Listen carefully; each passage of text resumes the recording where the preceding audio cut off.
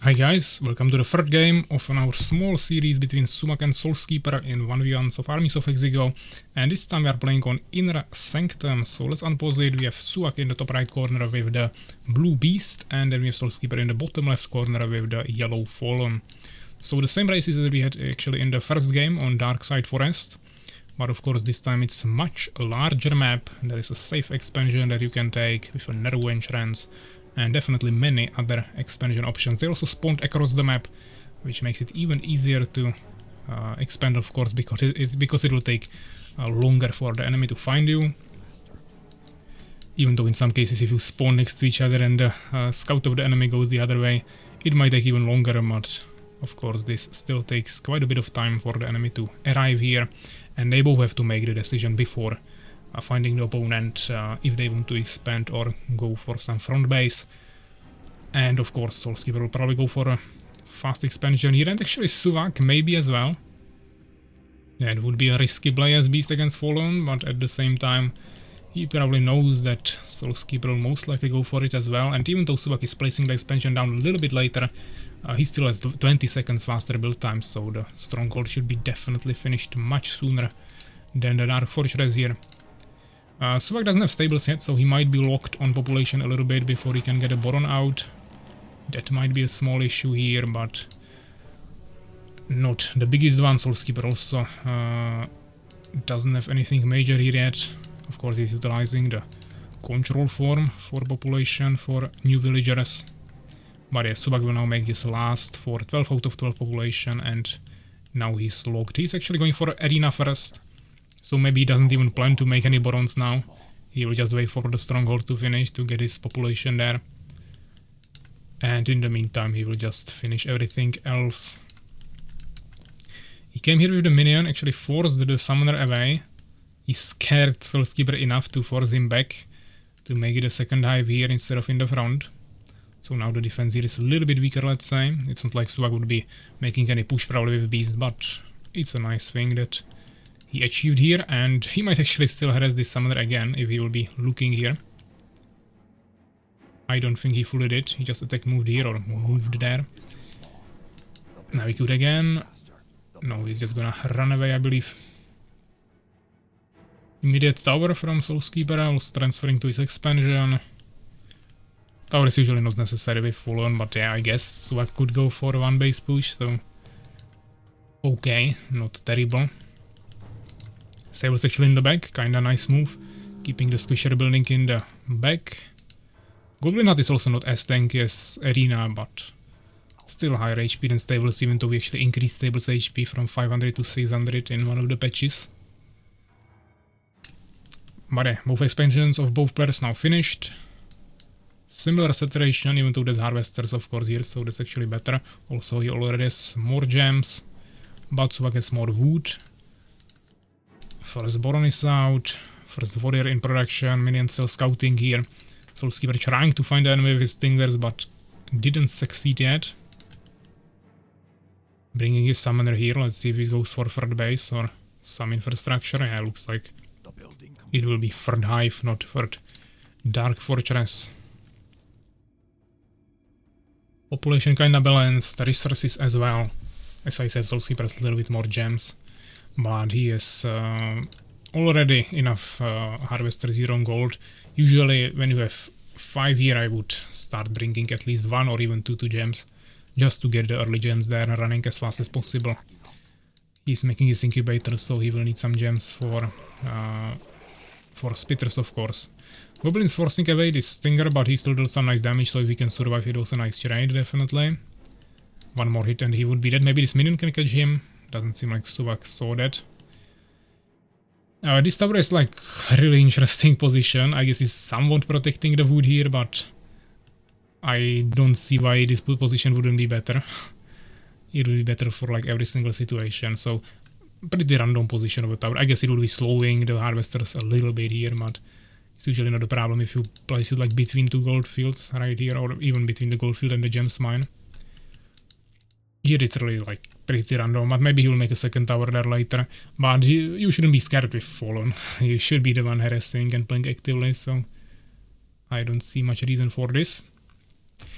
But he's also making the second tower in the front, so he's playing like ultra defensive, ultra scared. Towers are not even that good against bees because he can get early trolls, but Suvak is just going for a third base. He has lots of goblins to protect himself.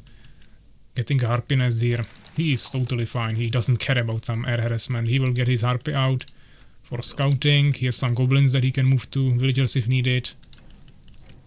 And he doesn't have a single totem anywhere, while Soulskeeper has 3 towers already.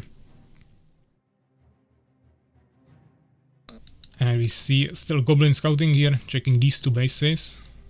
And this one is being scouted by minions, so I mean, Suva kinda knows there is no further expansion from Soulskeeper. It's fallen, there is no way Summoner would slowly walk across the whole map to get like an expansion here. I mean, it's possible, but basically never will happen. Stingers are checking these 2 bases, but probably didn't think that Subak would also take this one without gems, which he is doing. Soulskeeper also fully locked on wood now. Finally down some totems on the villagers, just to make sure no guards will surprise him here. Harpy is out for scouting, Revive Altar unlocking the Superior Boomerang, and Fallen is coming. There is no tower here, I don't really like that. I think Subak could have placed one totem here, it wouldn't cause him that much, he has the resources. But it's not like the Fallen army would be too strong here, he can probably kill it anyways, since Soulskeeper overinvested in 2 towers so much. I mean, that's the problem, yeah, he's playing on 2 bases, and he's investing in 2 towers. I mean, either you play 2 bases and you want to make a timing push, and then you want to invest all the resources into your units, or you want to make towers, but then you should be playing macro heavy and creating more bases and then making towers there to actually get some advantage from playing defensively. But if you play with a low amount of bases and lots of towers, then I mean, yeah, that's also possible, but you have to make some insane cheese with fast tech, like, I don't know, Valkyries with Empire or something. But of course this cannot really work, so he's getting pushed back. He got some free damage out, of course, if he can survive with all spitters and then heal them. Even getting some free kills there. Nice run with the stingers, but there was a sacrifice. Suvak is retreating to a narrow space, there's also a totem there. He actually cancelled the building, I think. Could have acted like a small shield. I think it was a stable, probably. Ah, that Born could have been one-shotted still. Still can, that's a free kill. Lizard Fortress, also first troll coming out, so all towers are now useless. But yeah, there is no tower here. Small weakness of Suvak's base. But he has the troll there, so that's still kinda scary. Warriors, of course, not that dangerous, but there is the army from behind as well. Of course, the squish units should be idle in the back. But yeah, I guess there is also Bloodlust, and Soulskeeper doesn't really have time to kill anything. He finally goes for the third base. It's more valuable, there is also gems, but Subak is not struggling with gems quite yet, and he can also get a 4th base soon, probably. Spitter is still doing some harassment here, trying to destroy the arena. Subak not even trying to make any totem at this point, he just has lots of units. Population is still same, but that's of course really valuable for Beast. You need to be ahead with Fallen. Nice stingers here from the side, but there is the totem as I mentioned, and now also minions, warriors, everything is coming. Soulskeeper needs to definitely retreat, and he's also really damaged, so he needs to heal up. The problem is that he's still only on 2 bases. He has lots of harvesters here, he's kinda prepared to saturate it. But he should already be moving there. There is a Strider, but also already Lizard Keep, and also Henge, so not sure if we already researched Poison Fog, probably not, we don't see even a single Warlock. But he will probably soon get Warlocks with Poison Fogs. He can also make Ogres now. He actually doesn't have Weapon Master, so he probably doesn't have any upgrades. Maybe he got the Superior Boomerang in Goblin Hut, but he doesn't have any damage and armor upgrades for any of his units. And he also cannot get Berserker upgrade, even though he got Henge. But now he's making double Weapon Master to catch up on that issue. He could even make 3, for example. One for damage, one for armor upgrades, and one for Berserker and Berries of Haste. But I guess 2 is enough for now. He also doesn't have any rally points on these new buildings. Also one AFK minion, actually 5 in total, but he's also moving towards his attack, so that is excusable. He's 10 population ahead. Oh, there are lots of free minions just standing around here. Preparing for an expansion.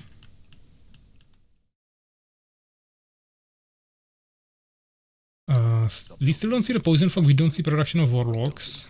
Nothing in the henge happening, but he actually made a ogre, so that's why he made it. He has both weapon masters ready now, he has resources, so he could start upgrading there.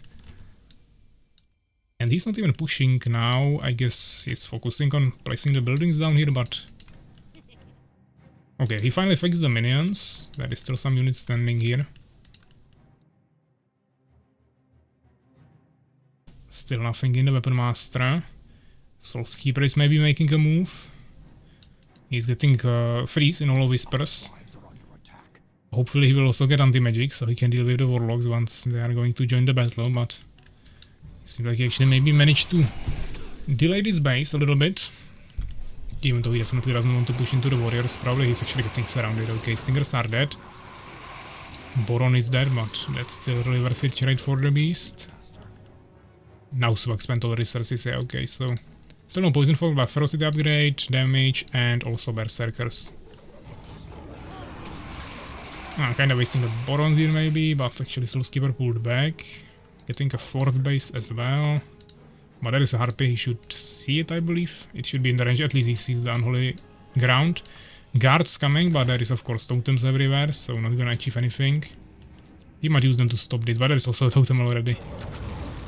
And there is a huge push, killing Soulskeeper's units. Soulskeeper has 1000 resources of each. That's a lot, especially the gems, of course. But here he is losing a huge part of his army, now he's falling 30 population behind. Woodwalkers standing behind. And more units are just dying. Without any payoff. We finally see the poison fog and some first warlocks. There is still a Strider standing, but it's not like he would really need him. He could have used him for some harassment, but now he has berserkers as well. There is still the ogre. The building complete, master. The enemy is attacking us. Warrior berserkers killing here. Our research complete, master. A spitter. And looks like he will go for this base. There is no towers even, so that's really simple. It's a nice combination of everything, so we can't really get any more like surrounded by stingers or anything. Should be able to deal with that. I mean, of course, yeah, the churros are a little bit more in danger. But he can just pull the berserkers there, he also has the ogre. Lots of goblins, splash damage. Actually, he's using gaseous form here. I'm not sure if that was really necessary, he could have just killed him. There was actually a manticore right there as well to protect it. But maybe he wants to drop into the main base of the Fallen, looks like it. I guess Fallen could now go and destroy the main base of Subak. But there is gonna be units produced, of course, and Soulskeeper is also not really grouped up, he's still 20 population behind, resources are kinda same. Still so many gems, I don't know how someone can sit on so many gems. It's sometimes possible with Beast.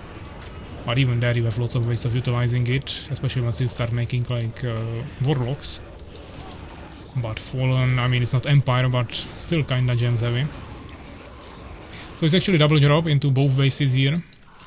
While Soulskeeper goes for the push here, but yeah, he just doesn't have too many units. He's gonna restore this probably. I think this not anymore.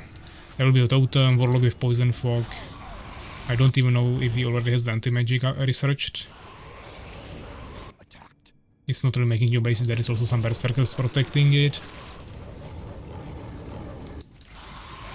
This base is down, here is too many totems, no way without stalkers or avengers to deal with that. I mean with all the units he will push it, but he will lose too many units and there is this new huge army coming after him. This base, I mean, both of these bases are slowly falling. Nice freeze, but there is a Warlock with Abduction. You can see the mana slowly going down. Should be like 15 mana per cast. You can see frozen Voidwalkers on the side of Soulskeeper now. Nice Poison Fog. And I don't see anti-magic. So either doesn't have it or didn't cast it. He has mana. But eventually actually tore through the Beast army. Fortunately for him it was an open field, so except this base nothing really changed, and yeah, eventually we just call it GG because he lost this infrastructure in the meantime. And so I can link with double population, but still kinda low, unlocked. Yeah, he lost lots of Borons. If Soulskeeper would have other bases, he would probably still be able to continue, or if he just wouldn't lose his bases in the meantime, but yeah, still GG. 21 minutes, 26 seconds, Suvak 119 kills, 96 for Soulskeeper, 5 more researches for Suvak, and like 3k more gold for Suvak as well. Soulskeeper has more gems but didn't spend them at all, so it didn't really matter. Wood wasn't a problem for anyone. So yeah, I hope you enjoyed it, and I will see you in the next one, so take care guys.